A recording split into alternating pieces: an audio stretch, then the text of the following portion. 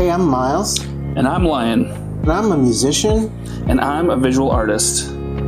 I hit a block about 10 years ago. And I hit my own version of a block a few years ago. And we're starting over.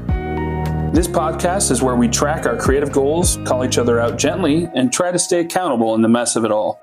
We both got upcoming projects, but we're letting go of the need to impress, to progress. And we invite you to start over with us.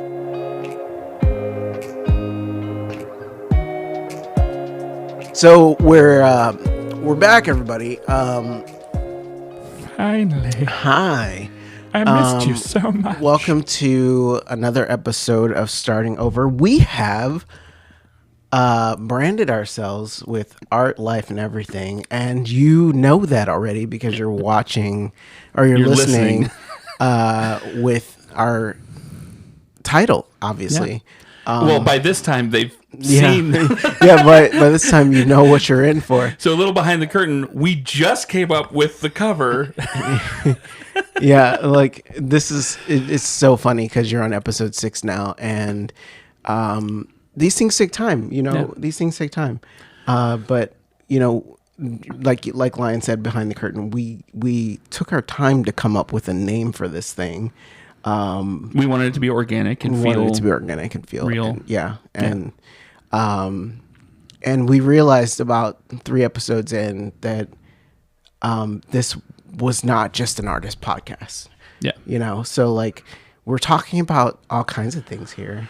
And how starting over really does apply to everything. Like it's the mindset of it's okay to start over, fill in the blank with whatever. Like it's okay. Yeah. Yeah. So thank you for being here. Yeah. Last episode has been a minute. It's been a minute. We took a little break. There was a couple reasons we took a break. First off, we decided to take a little journey, a side quest, a side quest. For all you gamers out there, we took a little side quest from the main mission. I love a good side quest, man. But like a good one. A frustrating side quest is the worst. Like, but the cranberries are blue. Like, you know what I mean? Like going after somebody's little thing, and then they just give you like a coin. You know what I mean? Like 30 coin. 30 coin. Like 30 coin. You're like, that's it. That doesn't further the plot at all. I don't get new clothes or nothing. Like, give me loot. Yeah. So we did a creative challenge. So for me, the side quest was not stopping, but just like taking a break on comic centric creating. For you, the break was... So you took a break on comic centric creating to do what? Say it. Okay. So there was a challenge, an artistic challenge to draw every day for one of these months. And I have to overdo it. And so I combined a couple different prompts that were doing this challenge and then added my own element to them by making them into tarot cards, because that's something in my post-Christian life that I have found is an enjoyable thing, is the tarot structure and the art and stuff like that. And with my comic characters, who are all very pin-up friendly characters, I wanted to see if I could pull off creating like a whole, a tarot set with my all these characters.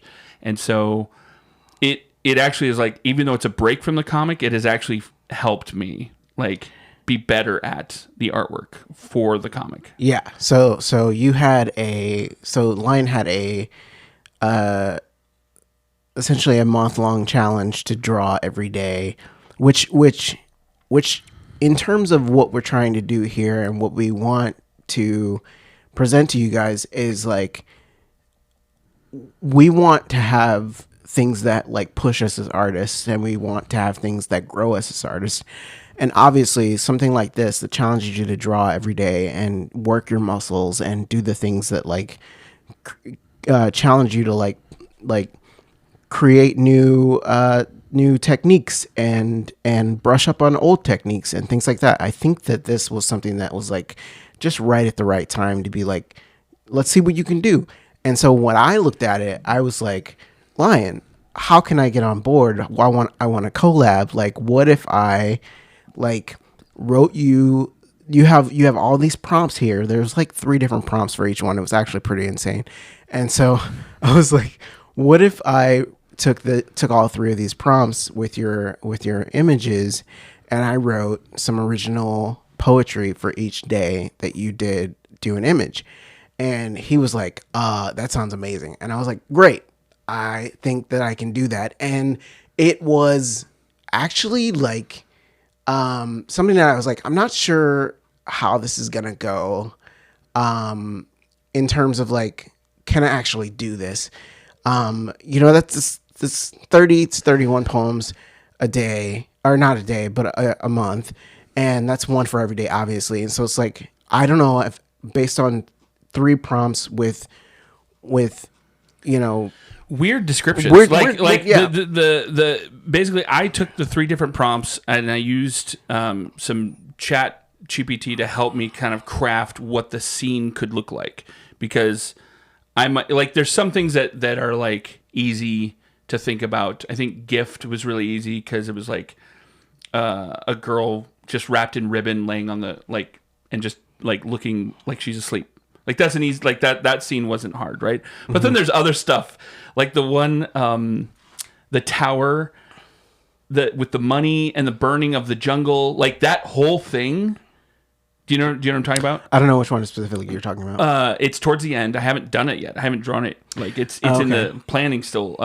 But it's basically, you've burnt down capitalism. Like that's what's supposed to be the image. Mm-hmm. But like, how do you envision that? Like that's a difficult thing, right? And so the prompts and descriptions of the images that I had planned before the month started were what Miles was going from. So I hadn't even drawn anything yet, but they were it was each description was pretty comprehensive of what I was going to be drawing.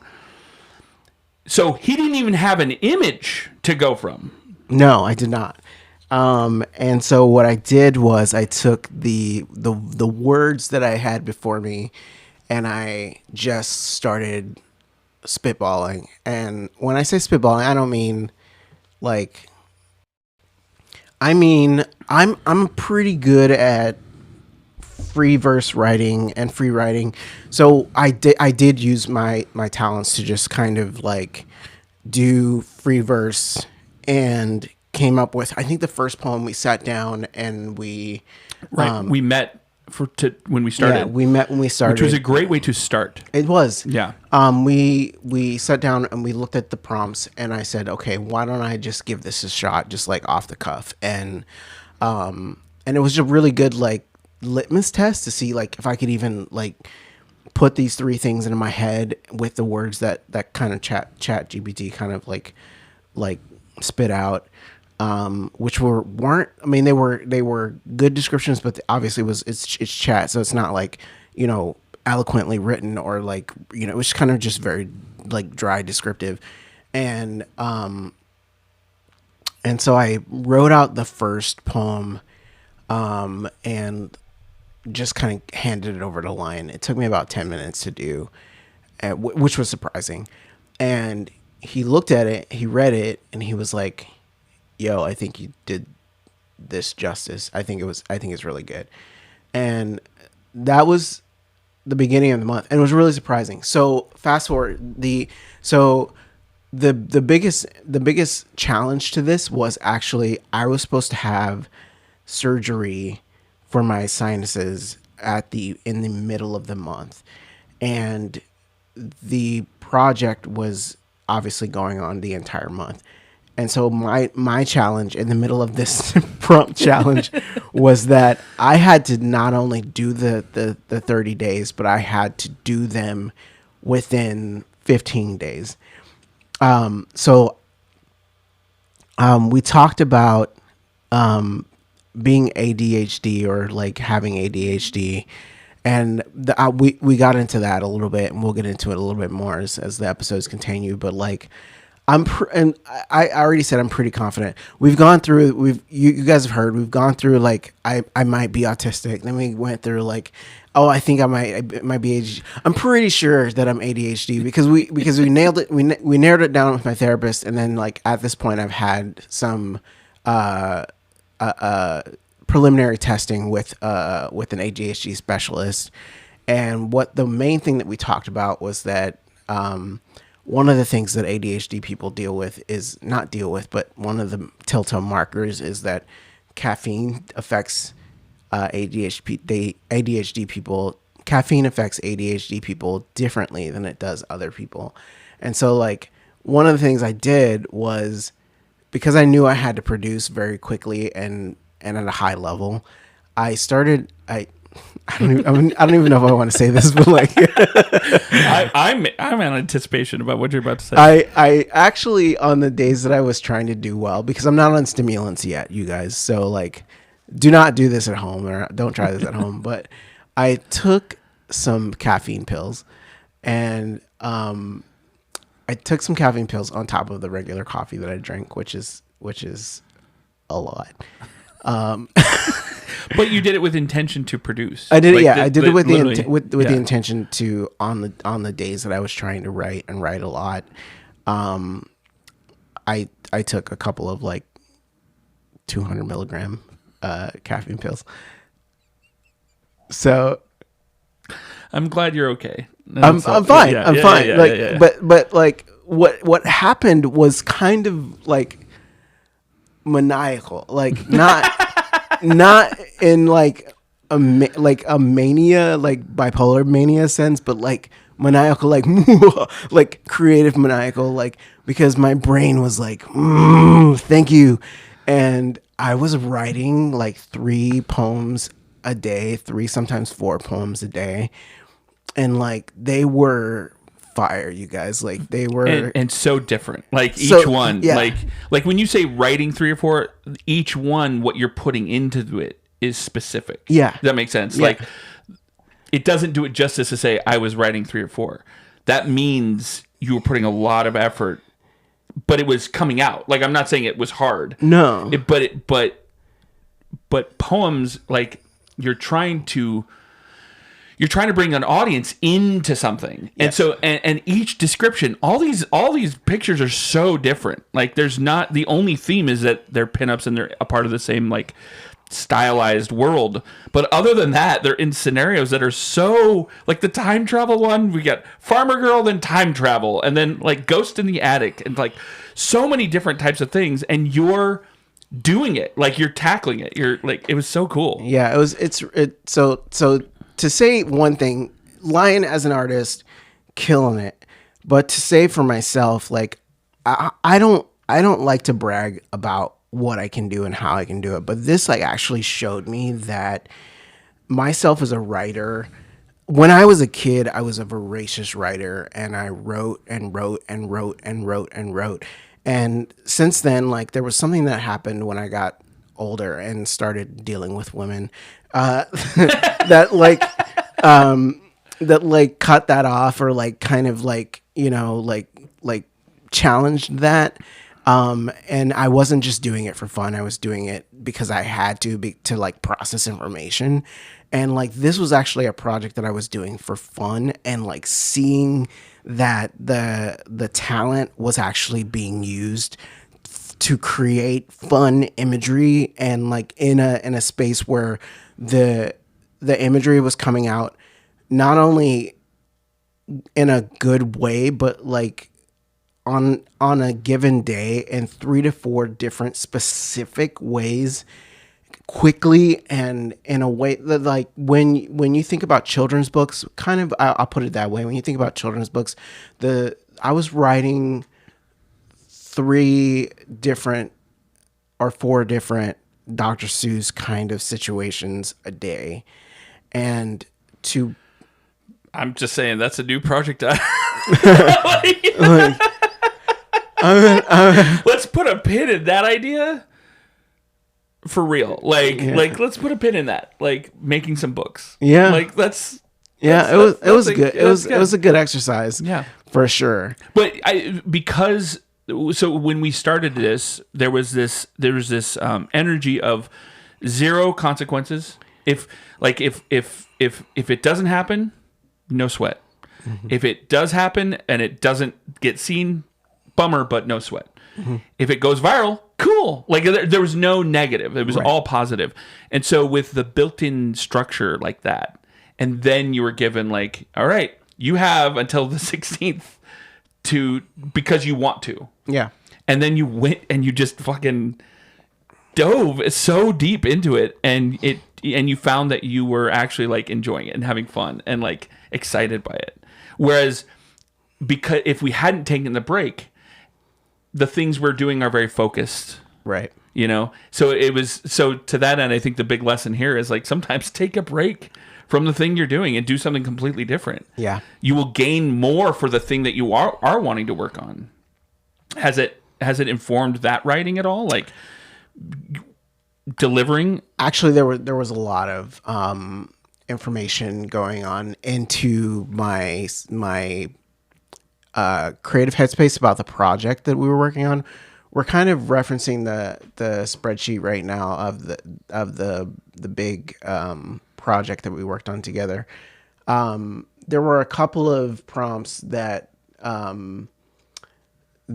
had poems that were created that had kind of this parallel to the style of writing that I'm doing for my big project for the music.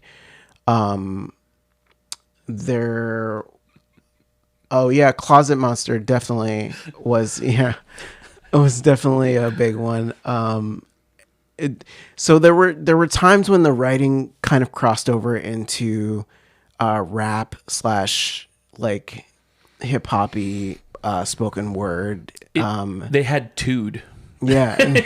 Yeah. Well, and your girls have Tude. Yeah. So I was definitely like tapped into your characters, and that's what I really wanted to give you as a gift to you for the headspace of your girls. I wanted to give you something written that you could later like connect inform the character. to inform the characters and the world that you're building. Yeah. And that was something that was like really important to me as a collaboration, to be like, when you look at these poems later, I think I want you to be able to say like, this informs Lena, this informs Lilith, this informs Madame Zara, and like this like Miles took the initiative to give my characters a voice that either I can take or leave, or like,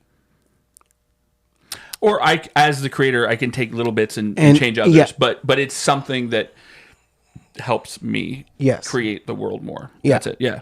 So I made references to the Enchanted Crossroads, and I made references to Miles the Minotaur, and I made references to Lena being a DJ and whatnot. Like, I haven't showed you the latest, like that is fire. The newest like version of that picture. It's so good. Yeah. It's so good. Cool. It's just like, in doing this thing, it became more for both of us than it could have been had I just been trying to doodle one picture a day. Taking one prompt list and just doing that. Like, and that's where I have to like. So on my scope of doing this, this is a thing that I have done throughout my life, where I take something and then I blow it up a little bit. Like I expand upon it. And there has been not shame isn't the right word, but a little bit like, oh, that's just what that's my, like, I cause more stress in my life because of that. And this was a version because of, I don't know why it felt different. It just felt like I owned it more than ever before.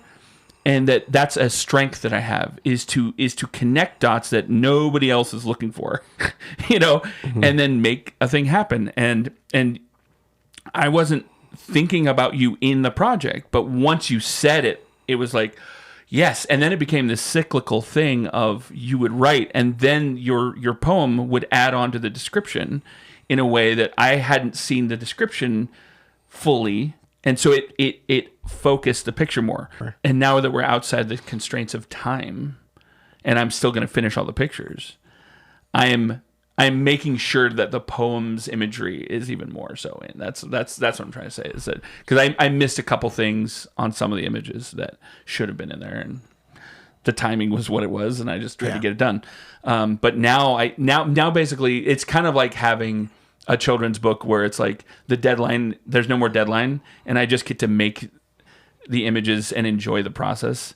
But I've been in such a work mode that the muscles are already there for making. Does that, making more at a faster pace than having not done the challenge. Yeah. Slower than when the challenge was happening, but faster than if I hadn't done it. Yeah. And so it's been very, it's like doing CrossFit or something like that. You know what I mean? It's like an intense time frame. And then when you're done with it, you're able to like jump a little higher, kind of stretch a little bit more, and do a little bit more. And, yeah, and it now feels like this weekend I took a very chill weekend, and I like revved up Fortnite again, and I didn't hate it, but I recognized like how lumpy I feel by not drawing, because there's this other thing that's not making anything. Like, it's okay to relax, it's okay to chill out sometimes. And my partner was like, I give you permission. It's okay. I'm like, thank you. I needed that. But there does seem to be a shift in the air in the general kind of like pacing of life, of like, I just kind of always want to be drawing. Yeah. It put me in a really good, I don't know, pace is not quite the right word, but rhythm. Headspace, rhythm. Yeah. Like, I think I can agree with that. I feel that too. Like I thought that, that the surgery was going to really throw me off. And in some ways it did, but like the thing that I felt after surgery was I don't have the energy to do anything other than sit here and play video games and like feel naturally just exhausted. And I let myself feel that, and I was just in recovery mode, and I was just eating and just watching TV and just playing video games. And I was just at the point of like getting ready to start feeling shame about that. And then the medical leave time I had was over, and I was like, it was just enough time to like right at the end of it be like, oh, okay, cool, it's over, and I'm back to work. And when you needed to be, like right when I needed to be. Yeah. And I was like, okay, I'm going back to work, and I haven't touched my instruments in a little over 2+ weeks. And I want to feel guilty about that, but I was like, you know what? I'm not, because I just came off of this poetry thing, and like, what feels natural next? And I don't know what I'm going to do next, but like, what felt really good in my head was this first song that came to me right when we started this process. And we should talk about that, but I think we should take a break first. You got me. Yeah, okay. I'm hooked, but let's take a break. Inquiring minds want to know, how do you learn best? What helps you to grasp a concept or something that you're trying to master? Let us know.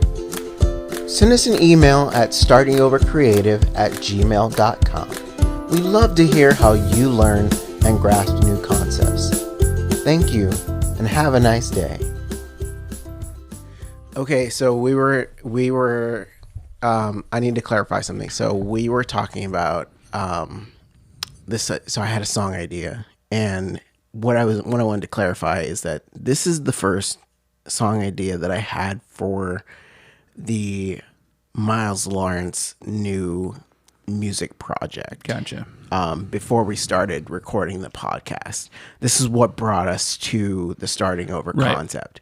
Me doing comics and you doing this album, and me doing a new music and then we're like, project. hey, we're both starting over. Yes. So this is the first song concept I came up with. It follows a human man, whatever, who had a note left on his hospital door by someone who left him. They were married, and she decided to leave him by leaving a note on his hospital door while he was being treated for something. And so I left. I started writing this concept, and I sent it to you, and I let you know, like, this is just a poetry concept, but I want to perform this concept as spoken word over music, and I think that the way that it would come across would be very like visceral, but yet like musical, melodic, but not, and kind of emo, but not, but like, and I wasn't necessarily sure how I was going to record it at the time. And I was like, I think it could be raucous. I think it could be like strong and visceral, but like, I wasn't sure how I was going to record it. So it stuck with me through this entire process. So okay. I gotcha. So the concept of what became this song has been with you. Yes. As an egg, as a seed. Yes. And then it wasn't until after the drawing and the creative project that something shook loose, and you're like, "Let me add it." So there was something after the surgery process that was like, was the first thing I want to get back to, and I was like, I feel at this point, honestly, we talked a little bit about this, over Messenger and over Marco Polo, about how I feel like we even talked about it on the podcast, where I was saying, when we were on the Back to One episode, we were talking about setting up the space before you start creating. Right. And I feel like I've done a lot of that. I've done like, I've bought some plugins, I've bought a desk, I've bought some, equipment and things like that. And I feel like at some point you have to just start creating. You have to get past the like setting up the space, and you have to do something, or else you're procrastinating. Right. And so I got to this point where I was like, I think I'm just procrastinating at this point. I have to do something. What am I going to do? What is going to be the thing that I like? The ship is assembled. You just need to get into it. You have to tip the first domino, right? Yeah. And so like I got to a point where I was like, I think I'm procrastinating. Like, what's the domino? Where's the thing? What's the thing I need to shake loose? Yeah. And so I was like, I think it's this first song concept. So like, I think like this Saturday, I think I need to hit the first domino, and I think it's this song. So like, when did you have that thought? In the week before? It was Wednesday. Okay. And I was like, I think it's this song. I woke up and I had some sort of dream where like I was in this liminal space, and this song concept that I had, or that I have, and now it's in fruition. You guys, spoiler alert, I recorded the song. But the music for the song didn't come to me, but like in my head, I realized that the way that I need to approach recording this song is not actually some raucous, like unruly type of like, fill the room with noise. Fill the room with noise, and then record the vocals kind of thing. It's actually like this more subtle like approach that I need to take to it. So I woke up with that kind of energy, and I was like, oh, okay, well, I'll just sit with the piano on Saturday. And so like I think that's what I need to do. And that happened on Wednesday. And so then I was planning to like wake up on Saturday morning, and I was like, I'm going to take a caffeine pill. And so I was learned. That's what I did. The XP you got. From the prompt project, the poetry project. I was like, I know that works. So I'll just go ahead and take a caffeine pill on Saturday morning. I wish I had something where I knew that was thing. And that's the thing with like, I'm still trying to get to the diagnosis point with ADHD. And at that point I'll have stimulants if I do get diagnosed. Right. That's fair. And as you, like you said, you were on that journey yourself, once we get to that point of diagnosis, we will have our stimulants on board, and that's our silver bullet. Okay. So I just have this as my like current in my back pocket thing until I get the stimulants, and I'm not going to use that anymore because I know it's not a sustainable. I talked to my therapist about this, and we were like, that's not a sustainable like source of help, right? Because I didn't sleep well that night. Like, I didn't sleep well Saturday night. There's some cost to it. There's cost to it because like I didn't sleep well Saturday night because I woke up at 10 and I was like, I'm gonna take a caffeine pill and then I'm gonna drink my coffee and then I'm gonna like work for however many hours on this project, but like I'm still sipping caffeine, and it doesn't work the same way on your brain. Like it's not the same chemistry as like taking an Adderall at 7 a.m. and being like, cool, this is gonna like have a different kind of mellow out, like a sustained feeling, and then you're gonna go to sleep at night and be fine. Like it's different. So I'm playing with fire. It's not the same kind of like effect. Yeah, right. So but however, vis-a-vis ergo concordantly, love you, Matrix, we love you. I sat with the piano and different effects and whatnot, and found the chord progression that I was looking for. Got to about, it was around 10 a.m. and I got to around 4 o'clock and realized that I needed to record vocals. And I was like, how did we get here? Yeah, that's quick. Like, well, and relatively. Yeah, no. In what I know of your process, sure, those are usually separate days. Yeah, those are usually separate days. But yes, and also yes, and the process was more streamlined and less complicated because I had said you set the environment. I was coming at it from a simplified direction. Okay. Based on the dream that I had. I was like, I'm not going to come at this with a bunch of noise. Gotcha. I'm going to come at it from a simplified direction. Right. And when I sent the result to you, remember I sent you that polo that was like, I think I realized that this song, it doesn't need a lot of noise. I think it needs just room to breathe with the vocal performance. What you're doing with the poem, yeah, is the filling the room. Yes, the atmosphere musically, the instrument, whatever you're doing. Because I don't even know what instruments, if at all, because it didn't feel like a traditional soundscape of. Oh, I know what that is. I couldn't identify, which was really cool.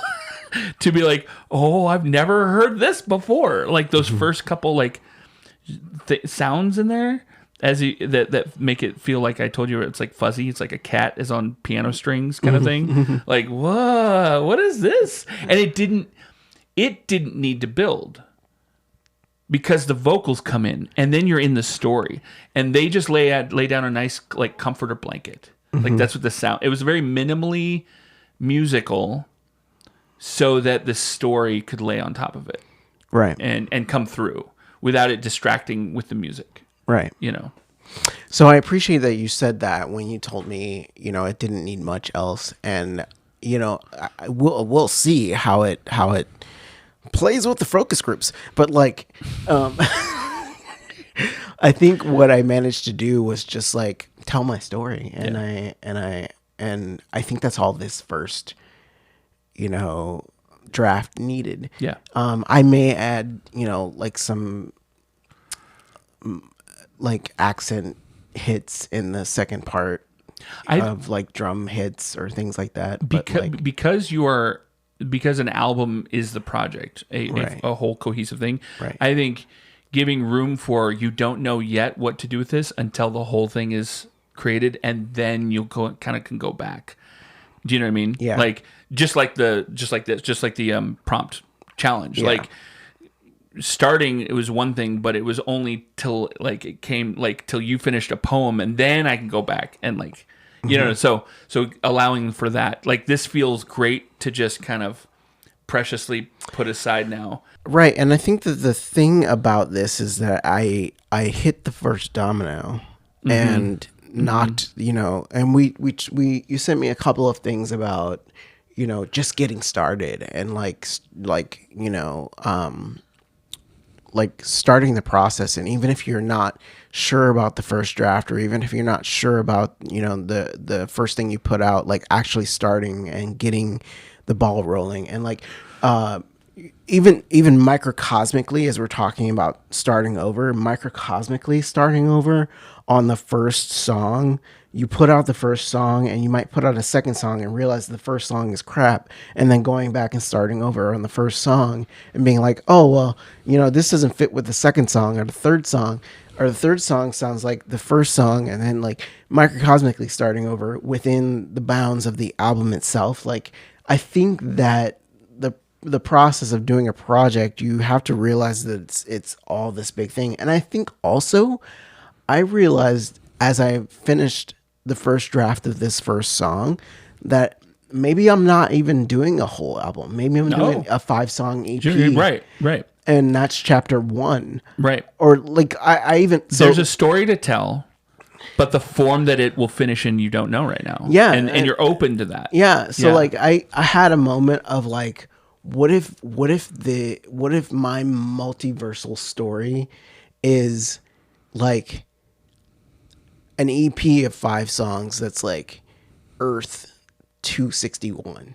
And it's like, that's Earth 261, and that's those 5 songs. That's that version and then the next, maybe the next project that we do in season 2 is Earth 563. Right. And like that's another 5 songs. Yeah. And like maybe this is like, small leaps and small, steps forward. We don't have to conquer a 15-song album right now. And if I look at it, even if I were to do a 15-song album now, cool. Like, that's fine. But like, what if that's not, that doesn't have to be the goal. Well, and because even like zoom out from that microcosm, right? A couple different, low count number EPs are collectively a part of a bigger thing that, like it all just, it all feels, I don't have words right now. It all feels connected without feeling constrained. Yeah. And I appreciate the notion of moving as the waves allow you to move, and letting the flow, and then as the tide comes back, being like, at some point I help the tide by pushing my boat out, but also I don't fight the waves to the point that I'm drowning, Yeah. Like you gotta like ebb and flow, right? We have to be aware that our minds and our bodies don't do all the time forward motion. Yeah. Yeah. So like me not feeling bad about playing some video games is okay.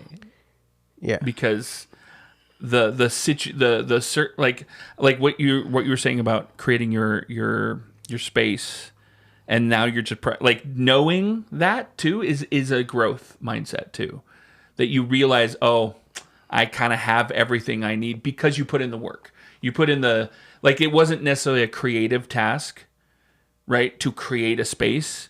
It was a practical task. It was like, okay, what kind of things do I want in my environment? Okay, here's what I need. And then you went about getting them. And similarly, artistically, there are things that I'm like, okay, it's not an excuse to not create while I go get that.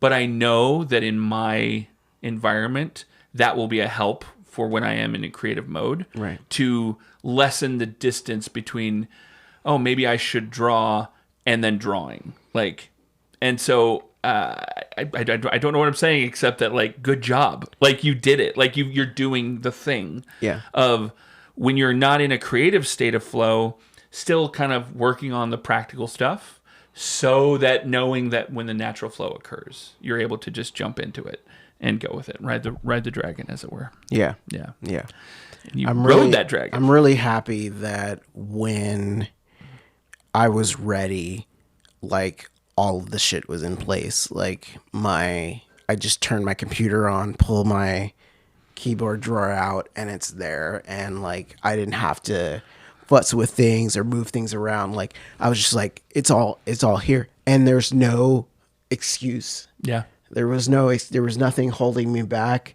There was no question of like, oh, like, I don't know how to blah, blah, blah. Like, right. It was just like, you have no excuse. Yeah. Just create. Just do the thing. I'm thinking of that GIF from Happy Gilmore. Is it Happy Gilmore or the other golf movie, Caddyshack, where the guy's in the audience like, well, we're waiting.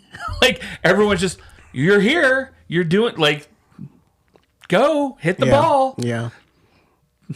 Yeah. The The beauty of it is that once I was in front of my keyboard, all that was there was me and all the stuff that I had learned. And to be honest with you, the thing between me and the creative was the stuff that I had learned. Think about that for a second. Okay. Reverse unpack. The stuff between me and the creative usually is the stuff that gets in the way. Mm-hmm. But because of the stuff that you had just learned, it was like monkey bars instead of a huge gap.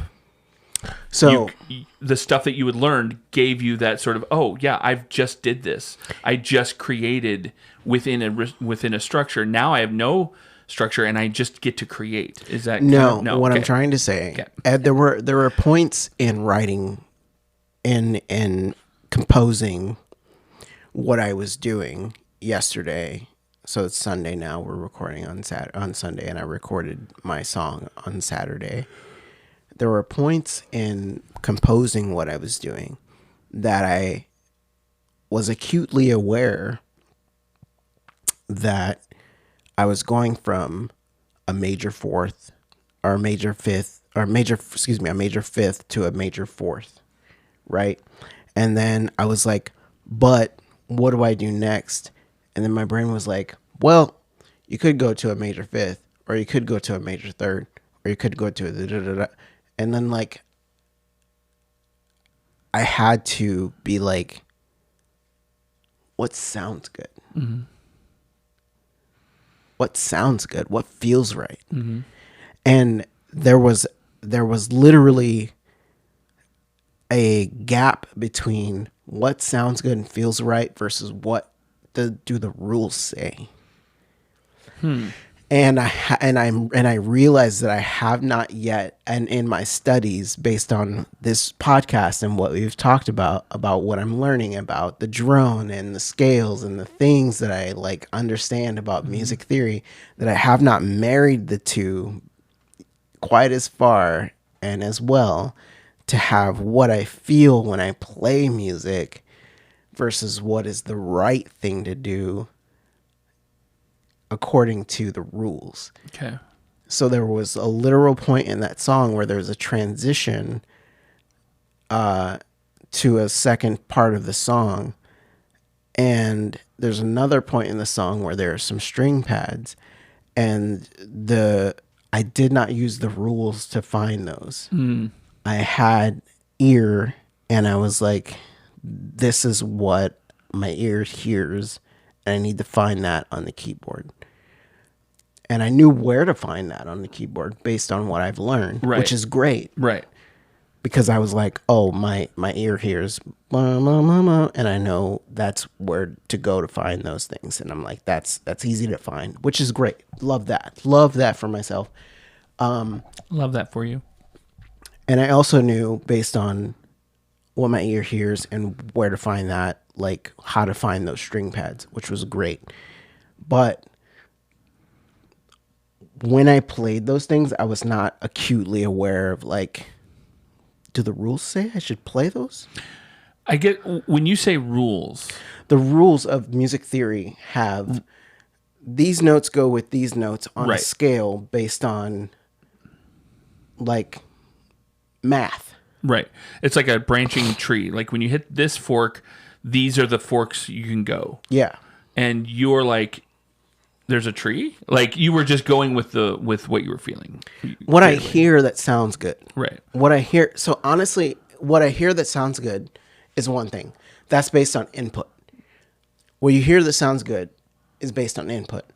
What I hear in here in my heart and in my brain that sounds good is not based on input. It's based on knowing. It's based on Okay. like internal. I gotcha. And so when I press a note on the keyboard and my brain goes, oh, the next thing you should do is, Right. that's not from the input. That's not rules. No, that's not rules. That's instinct. That's instinct. Okay. I get And you. my instinct has its own set of like, we just know. Right. We just know because we have innate talent. And innate talent says, and now you have to figure out where that is on those 88 keys right there. Do you know how to find that on these 88 keys? How well do you know the keyboard to find that on these 88 keys? That is an exercise in how well you know music theory. Yes. Okay, so it does inform it, but it's not in a directive way. It's not in an instinctive way. If I have my instinct and whether or not my instinct informs what I've learned about the keyboard, yes, great. That's applicable. Right.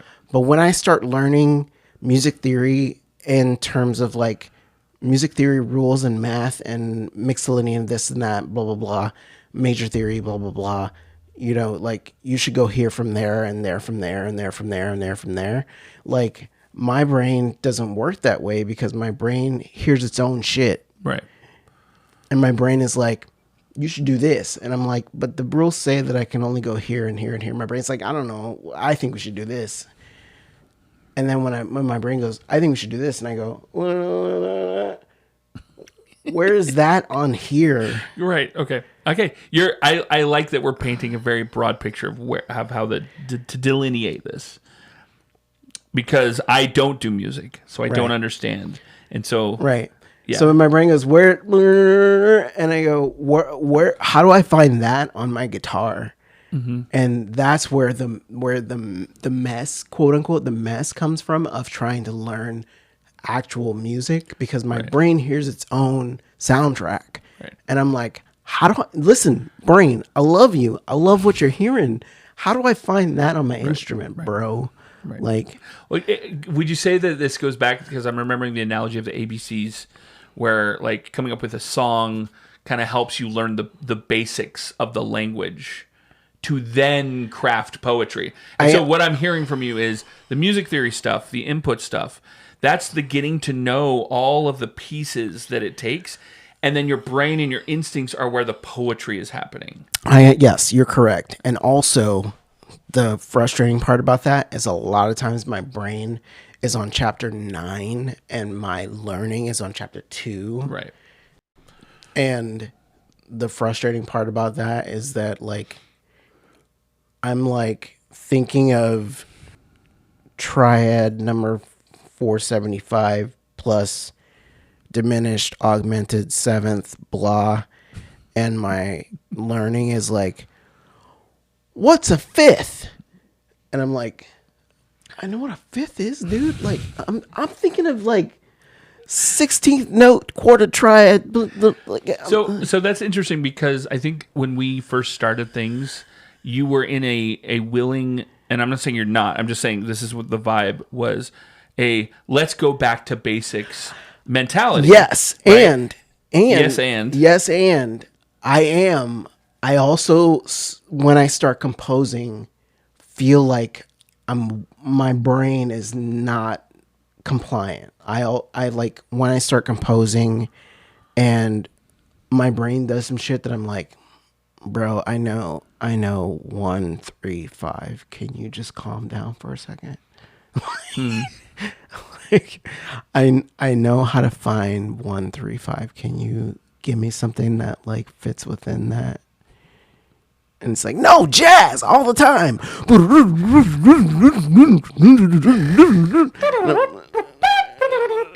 Yeah. And I'm like, no, like just give me some easy chords to find this. And it's like, no, baritone chords, drop D flat in non-standard tuning. Can we, like, all the music that you love and want to learn? it's getting ahead of it. Yeah. And so I'm like, so I'm like, my main thing that I really want to do right now, as we're talking, is I think what I need to do to get ahead of this and behind this and around this is, I think what I really need to do is start learning other people's music. And I hate that. I don't love it. Interesting.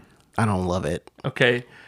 I'm not a fan. Listen, my reaction is based on I'm having my own little internal version of what you just said, but for art. And I wanted to talk about it, but we can. Yeah. I'm not a fan. I get that. Because it frustrates me. Specifically the band Thrice, and I'm going to call them out on this podcast because they do the things I hear in my head when I'm listening to their music, and it like resonates in my soul, and I go, cool, I need to figure out what that is. And I think a lot of times I need to find those chords on my guitar, and I need to find them on the keyboard to understand what is happening, so that I can replicate it, not replicate it exactly to what they're doing, but replicate it mentally and like when I'm writing. And I think the only way to do that is to figure out how they're doing it, to figure out what they're doing. And it's it's alternate tunings. It's not standard tunings. It's not standard like theory. It is probably standard theory in terms of like scales and whatnot, but the guitars are not tuned to a standard tuning, which would negate all of the work that I've been doing. Like I'm drawing like guitar fretboards on my Remarkable pad, and then drawing out where the notes are on the fretboard. But all of their tunings are like not standard tunings. All their tunings are different tunings, and so I'm like, once I get to trying to figure out what they're doing, I'm like, none of what I just did makes any sense. Well, but it still gives you a ground to go from. Sure. Like, yeah. So what I'm hearing is, so in the not first, but the previous version, the iteration of Miles, there was this, I'm submitting to going to the basics, to inform the instinct part. Like that was the hope, right? It was like, I want to inform my instincts better by going deep into the basics and starting from one, right? Mm-hmm. And now what I'm hearing is you have a gift. You already have 2 albums in your belt. It's not like you're novice, you know what I mean? Like, you know what you're doing, but you are reclaiming that voice and understanding that, okay, all this rudimentary stuff I've been learning that's open to anything is now worth focusing onto the types of sounds that come from me. Does that make sense? Yeah. So that's great. Yeah. That's awesome. It's like you identified your white whale a little bit, and now you get to go fishing instead of just whales. Yeah. You're like, there's my Moby Dick. Yeah. Yeah. I think that makes sense. And it also does not negate the fact that I do have a lot of work to do from a technical standpoint. When it comes to recording, mixing, mastering, and when it comes to rudimentary techniques such as like basic soloing and things like that. Like I do want to learn this theory and this concept of like, you know, chord structures and things that my white whales are doing. But I do basically need like dexterity training and things like that. Yeah. Like those things have not changed. Right. I do need dexterity training. I do need to understand what it's like to go up and down the pentatonic scale.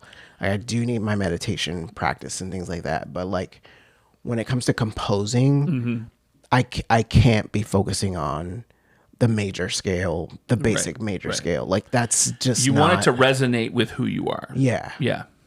That's like, great. Yeah. The basic major scale is like fucking like, oh my God, shoot me. Like I like do re mi fa sol la. No, like I'm just not there. It's not what I'm doing. Yeah. That's good. And you came to that point organically through giving it all a shot. Yeah. And there's no right or wrong way. It's just the journey of discovery. So yeah, you fucking did it.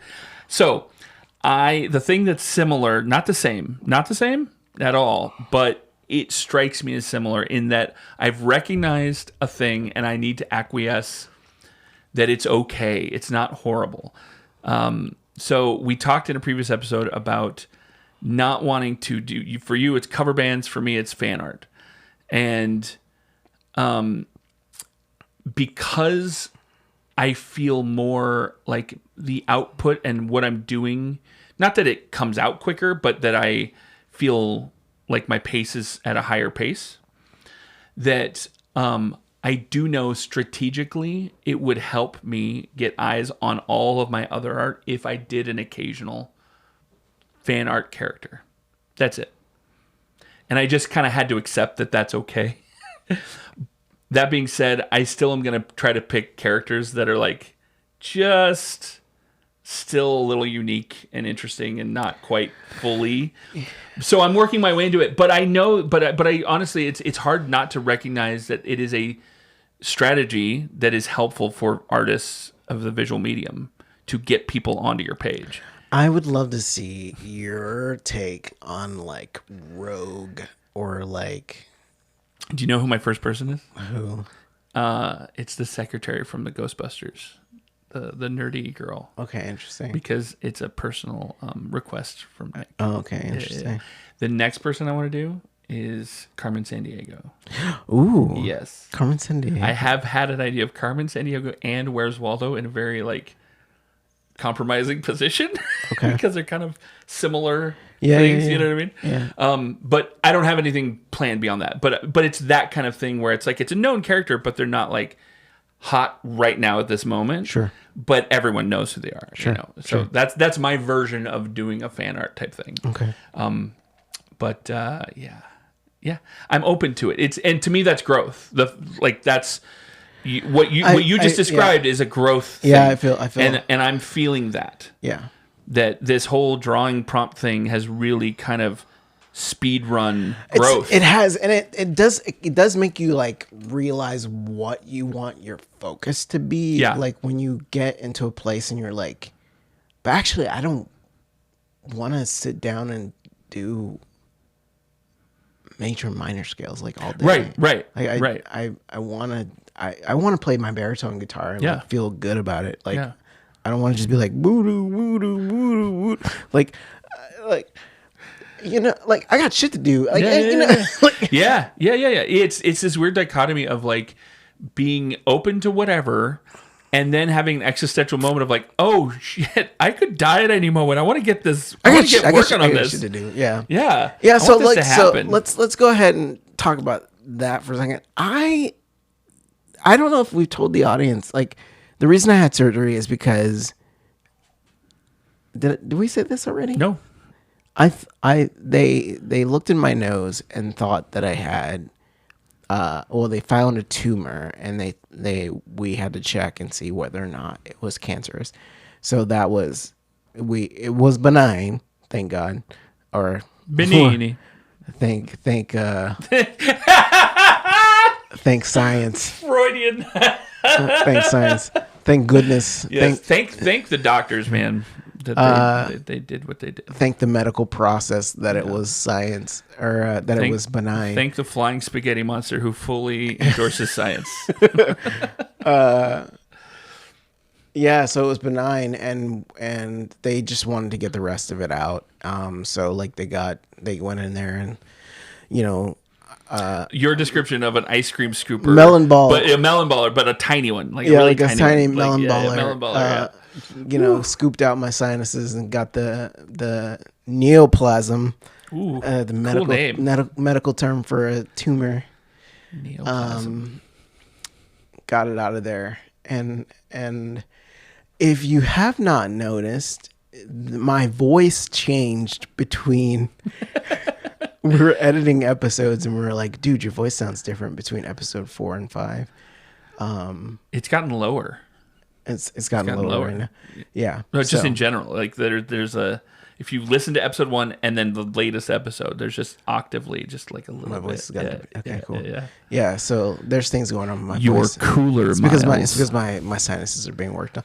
But anyway, so recording vocals was like stressful because I was like, what if my voice sounds nasally or whatever. I was kind of nervous about that. But did you notice any nasally sound?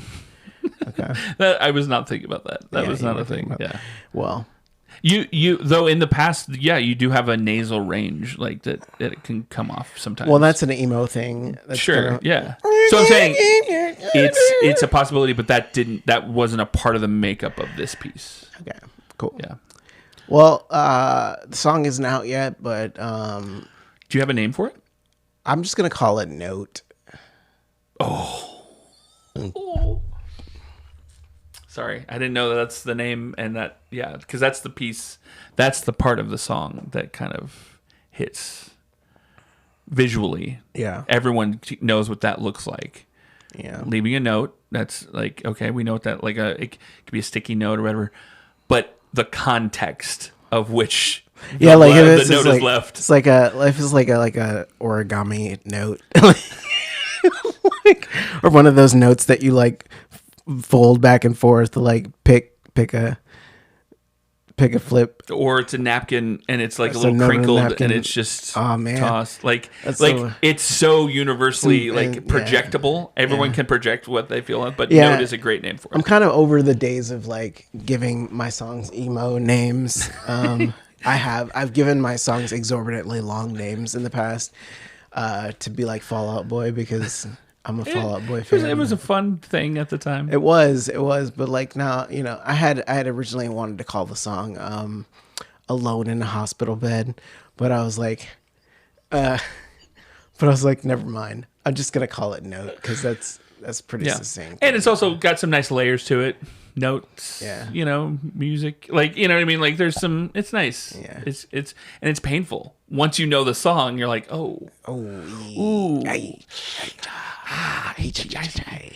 If I ever want to disturb Miles, I'll just leave a note outside his door. It's like when you find, like, my buddy, he's phobic of styrofoam. Oh, And you better believe I keep that in my pocket. Like, you know what I mean? Like, if I ever want to be mischievous with him, like, just grab some styrofoam and place it in a way that he has to encounter it. But I'm not going to. Like, that's not something I'm planning on doing. Sure. But, Sure. It's like you're friends. And I haven't thought of it until this moment, just because we're just talking about it. But it's like, it's so... it's crucially a part of that song in an emotional way that, like, if you ever want to just kind of wrinkle a little, disturb a little shake up the blanket, like, Yep. it could be, hey, buddy, I love you, but it's still a note at first Still a that you note. see. like, oh God, what is this note? I still get nervous every time I see, like, I live in an apartment still, and like, Oh, yeah, you see something on your I door. see something taped on my door. I'm like, what the fuck is this? Yeah. Holy Yeah. shit! What Yeah. the fuck is this? I always think it's like gonna be an eviction or something shit like that. Like, I haven't done anything wrong, but I'm just like, oh God, what is this note? What is this note? I feel that way when I see a number that I don't know. You know, like, Oh, yeah. oh, what is this? Yeah, dude. Or if it's my parents. Okay, so calling me. everybody, I'm probably gonna make. I'm not gonna. Anyway, what is your thing? Your thing? What is your thing that like automatically like puts you in like hyperdrive, Tiny panic. like tiny panic mode? If hit us up on startingovercreative@gmail.com. Let us know what your like Tiny panic trigger. yeah, tiny panic trigger. Let us know what your thing is that like freaks you out. Mine's notes. Yours is Phone call. like blank phone numbers. We all have our things. Yeah, let us know. To that point, I think it's been a great episode. Yeah. Anything you want to leave the people with today? Take the mini quests. Yeah, take the side quest, you Yeah. guys. take the side quest. Like if you take a good side quest, it will always like be beneficial. I'm gonna say something with the side quest. I follow this guy on Instagram who always makes like videos about video games. I love video games. They're a great distractor. They're a great way to disengage from the world. But he made a video about the side quests and how you could be on the main quest and it could be like, you know, oh, this is going to take an hour to finish the main quest, and then you like get sidetracked by the side quest, and it's like always like the side quest is always a party of some kind of like just some random shit that you like don't have, like it has nothing to do with the plot at all, but like it's always a good time. It's always a good time, and you always get something out of it, even if it's just common loot, but like it adds to the story that you're experiencing, right? And that's life. Journey. And that's like have a goal and do the side quest. That's the point. Yeah. Enjoy the side quests and the mission. Side quests are all about making you stay in the moment. So anyway. Yeah. Thank you, everybody. It's been a good time. We'll see you next episode. Later.